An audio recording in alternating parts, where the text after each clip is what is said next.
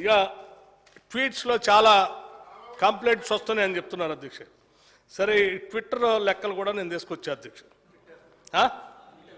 Twitter పెట్ట అట్లా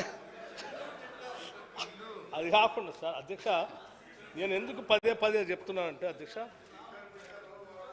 నేను ఇది చూపించాలి అధ్యక్ష, రాష్ట్రానికి తెలియాలి మేము ఎంత కష్టపడుతున్నాం.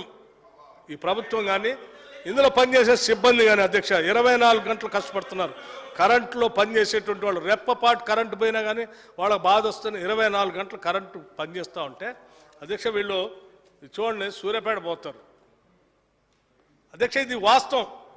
వీళ్ళ ప్రచారం గోబెల్స్ ప్రచారం ఎట్లా ఉందనేది ఈ రాష్ట్రంలో ఎట్లా ఉందనేది నేను చూపిస్తాను అధ్యక్ష.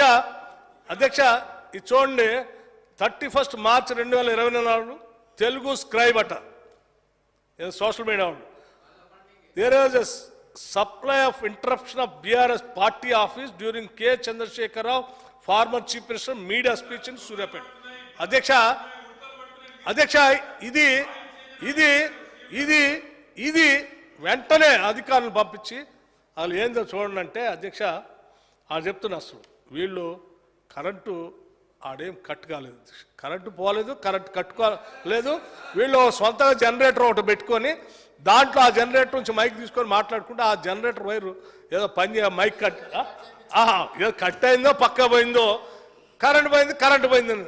అధ్యక్ష కరెంటు కాదు పోయింది మీ మైకు, మీ వాయిస్ పోయింది, మీ వాయిస్. దానికి ఇగో కాంగ్రెస్ పార్టీ వల్ల కరెంట్ పోయింది, సాక్షాత్తు చీఫ్ మినిస్టర్ మాట్లాడుతూ పోయిందని ఇగో ఇట్లా సోషల్ మీడియాలో ప్రచారం అధ్యక్ష.